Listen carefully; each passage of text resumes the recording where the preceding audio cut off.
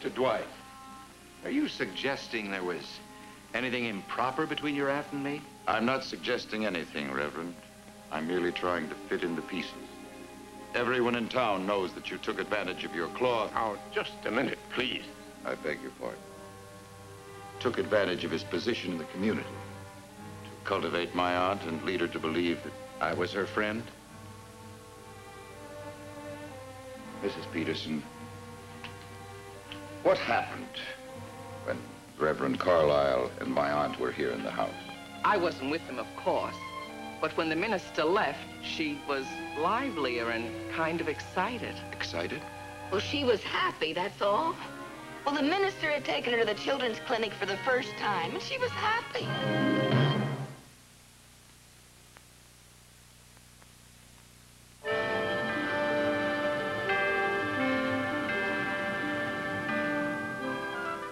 Vicky, we're gonna be late.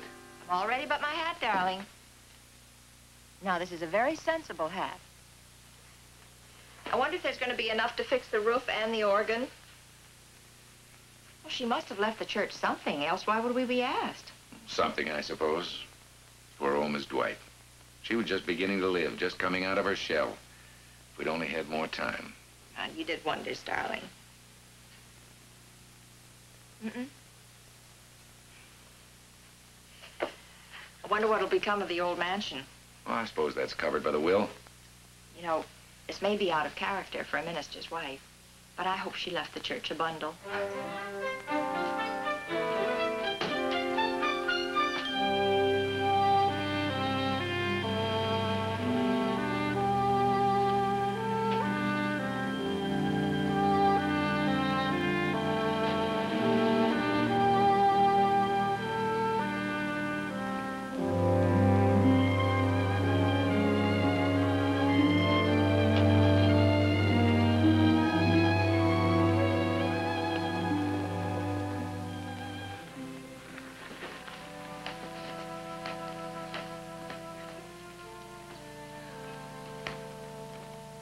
Well, now, since we're all assembled, I think I should begin by explaining that it was Miss Gloria de Dwight's own request that you hear her will in the parlor of the old family mansion where she lived all her life.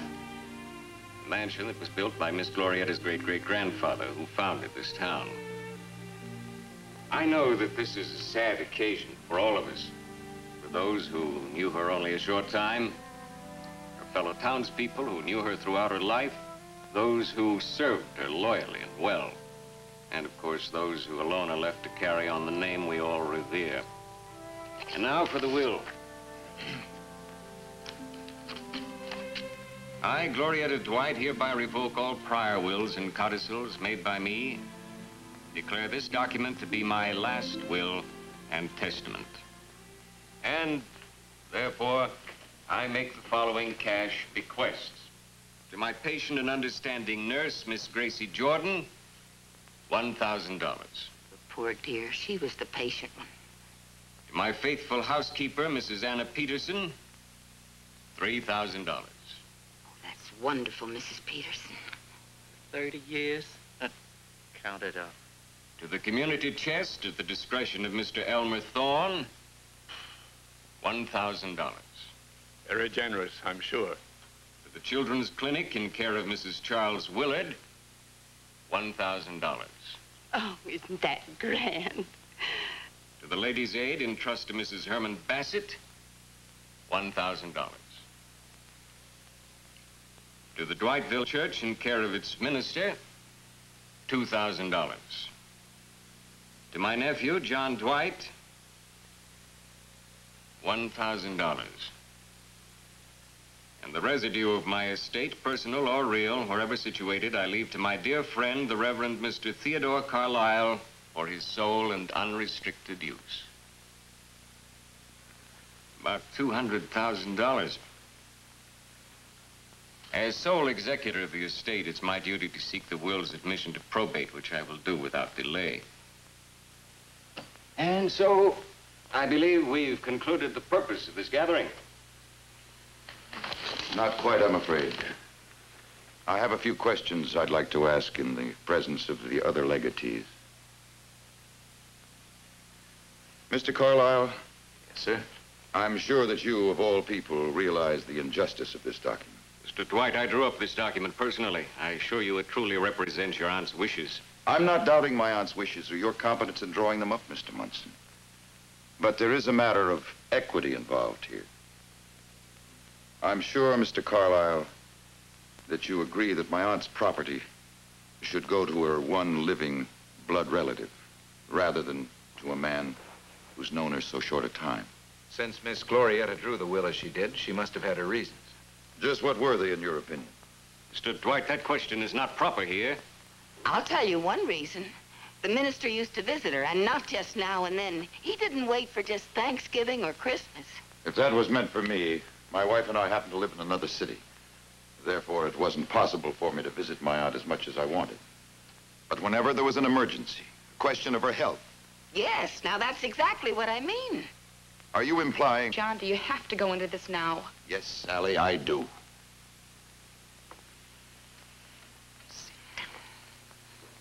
How much I saw my aunt is beside the point. I was her nephew, her only kin. While you, Reverend, had lived in this town less than a year. Do you honestly believe that you have a moral right to that $200,000? What would you suggest? I'm sure you want to do the right thing. Yes, I want to do the right thing. Good. Since we're agreed that poor old Aunt Glorietta was confused and foolish, I suggest that you and I... Excuse me. Ted, don't. I'm sorry, dear. I can't agree that Miss Glorietta was confused and foolish. We were very good friends. I have no doubt about that. But we're not talking about friendship here. We're talking about money. I thought we were talking about doing the right thing.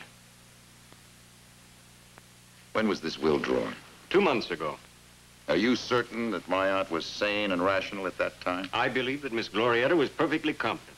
In fact, she seemed more alert and alive than I'd ever known her to be. Any idea of why she seemed that way? Why? Yes, why? I don't want to have to take this into a court of law. Court of law? But if I have to, I think I have a pretty good case. A little matter of undue influence? What do you mean by that? If you want it real plain, Reverend, everyone in this room knows that my aunt was shamelessly in love with you.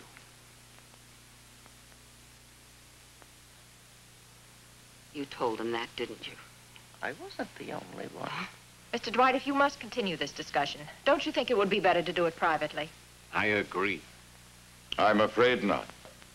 There are some people in this room that must testify to the truth of what I've said. No one must testify, Mr. Dwight. You're not yet in a court of law. Would you prefer I take it to a court of law? I think it would be a little less embarrassing to my aunt's memory. And to Mr. Carlyle and Mrs. Carlyle if we discuss this matter here and now. I agree with Mr. Dwight. Ted. Mr. Carlyle, it's not necessary for you to permit that. Please continue, Mr. Dwight.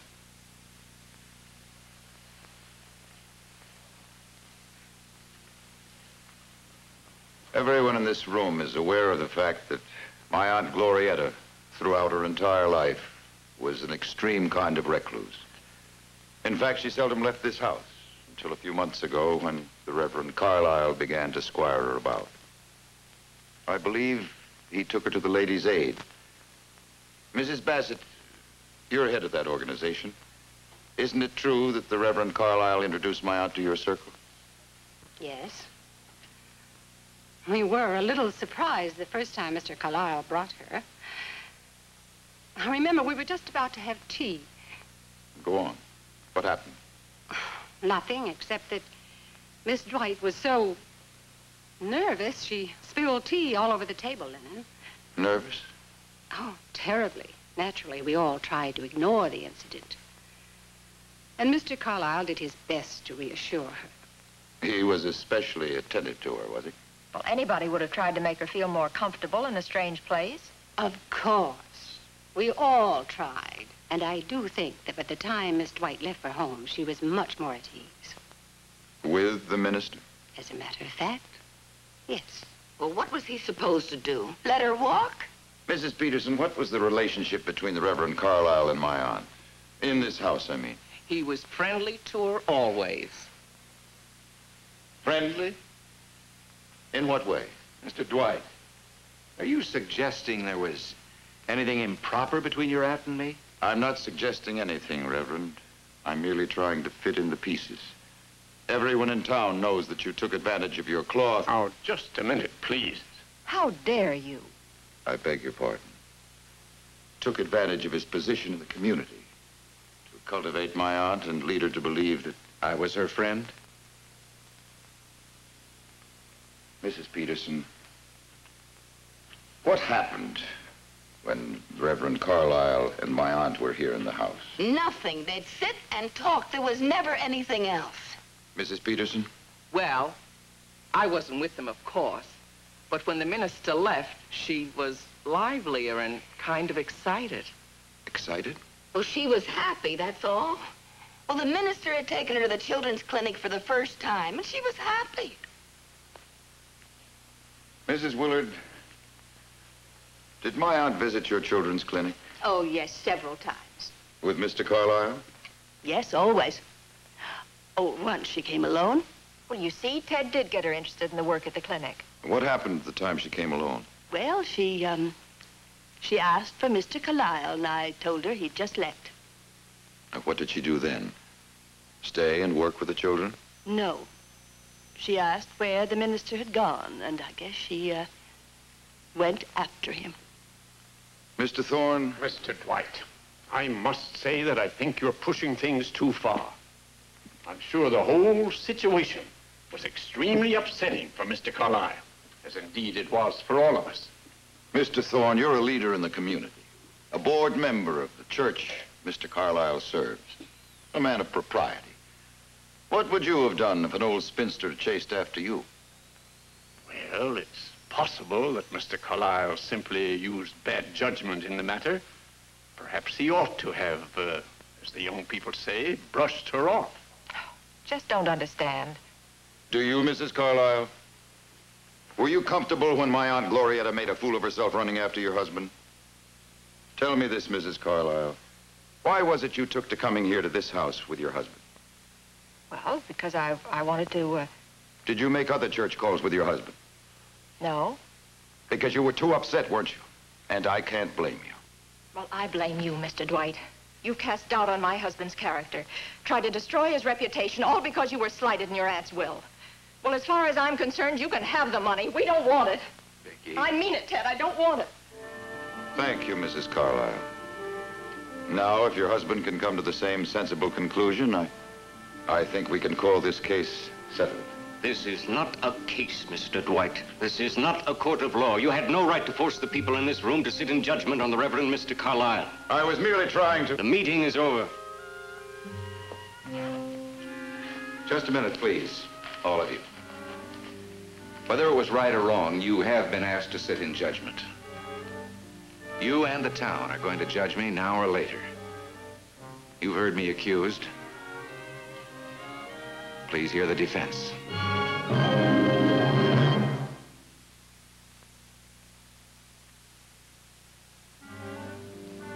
There's a very simple defense, and your wife has already indicated she's willing to go along with it.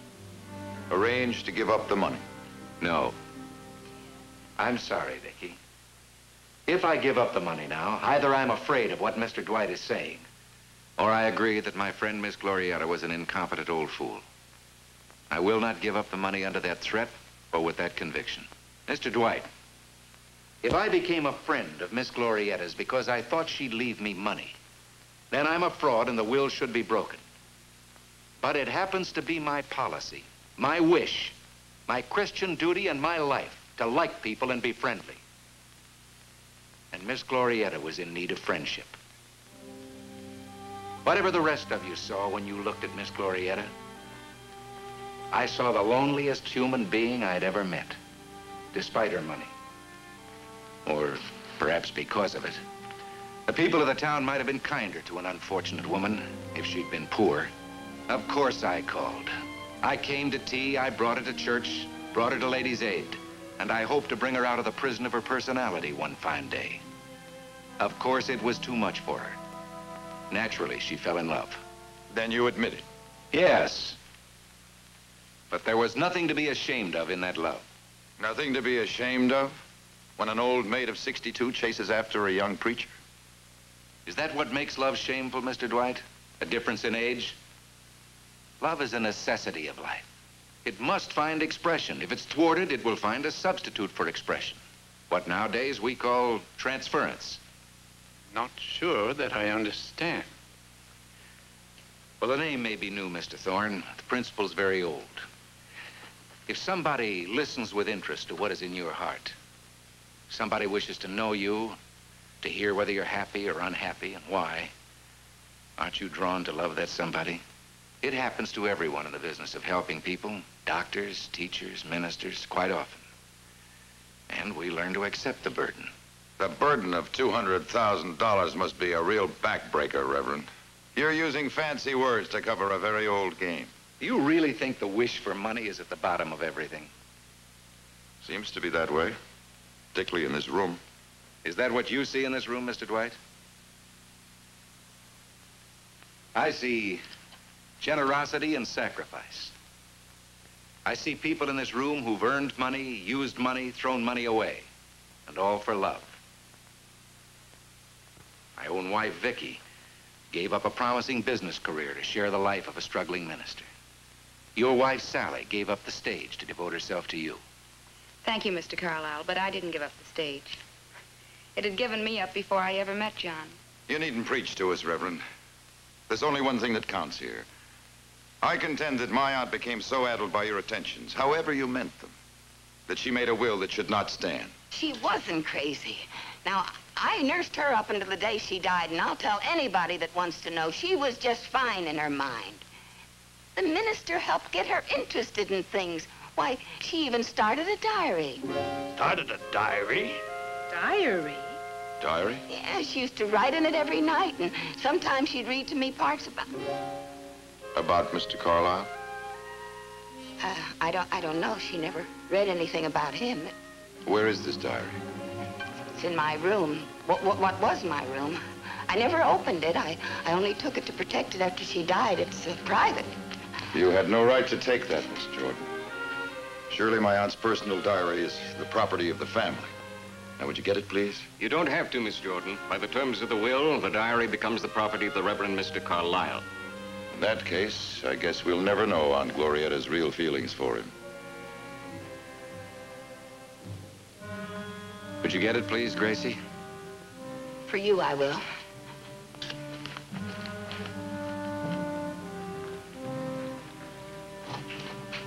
He's going to be sorry.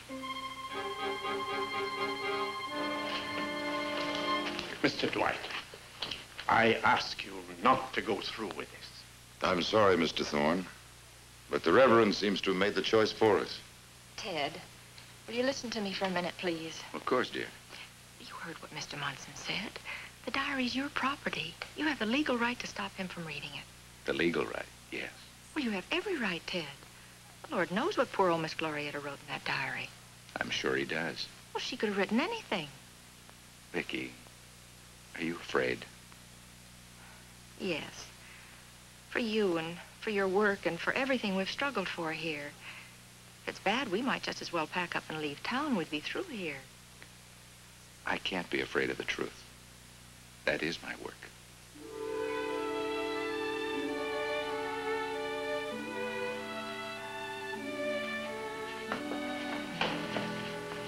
Where are you going? Back to the hotel. Sally, you're not going to leave now and embarrass me. Then why don't you stop this?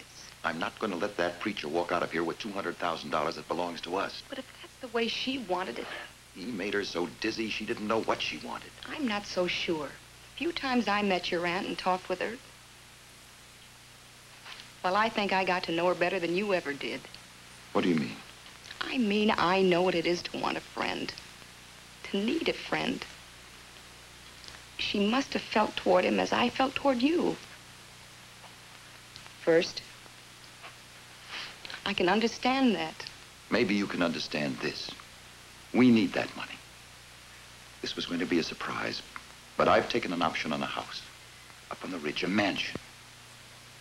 I didn't ask you to do that. I know that, but I did it for you. I've wanted it for you for so long. Now, without that inheritance, I lose the house and the option money. More than we can afford. Well, What's one ornament more or less to a Christmas tree? It doesn't seem to matter to you what happens here. It doesn't, John. It doesn't matter at all.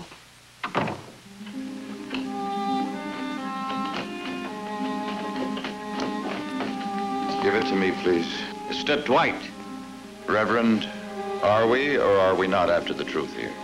That's exactly what we are after. Give him the diary, Gracie.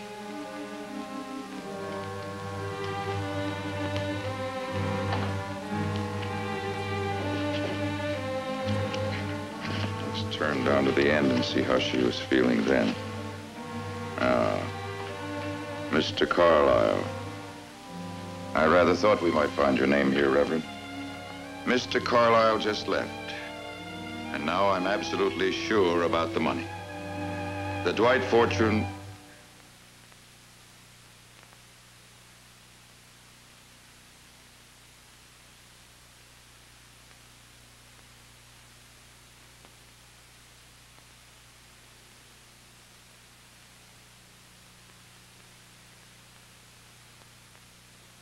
I beg your pardon, Reverend. I withdraw my request for an adjustment. We'll let my aunt's will stand as she wanted it. I have everything I want. If I can prove I deserve it. Can we get started, Sally? I'm ready.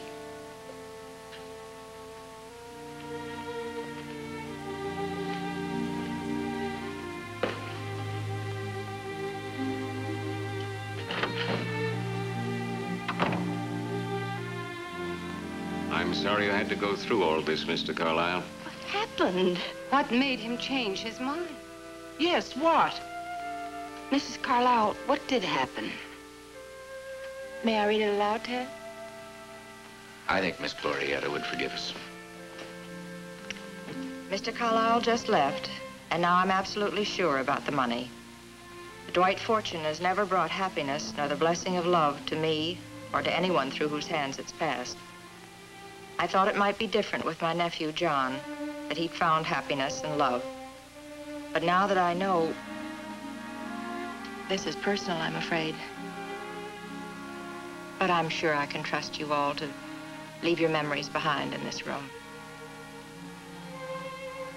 Now that I know he's about to lose his loving wife, Sally, because he treats her as something he's bought, I realize that he, too, is unable to see through money to the heart. For his sake, I pray he'll change before it's too late. I believe that prayer has been answered.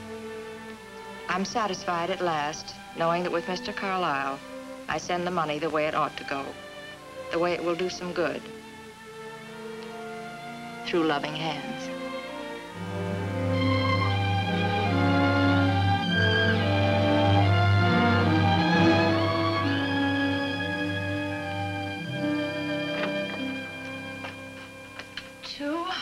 $200,000.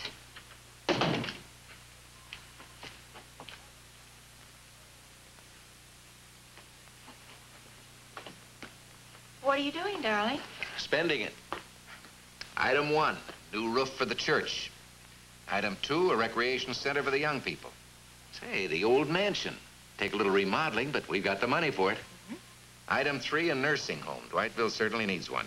Yes. Vicky, do you think you could ever bring yourself to, What, darling? get rid of that hat and buy a new one? Well, I could use one if you think it's all right. Something inexpensive and sensible. No, something sassy and covered with roses. Item 4, a new, unsensible hat for the minister's wife.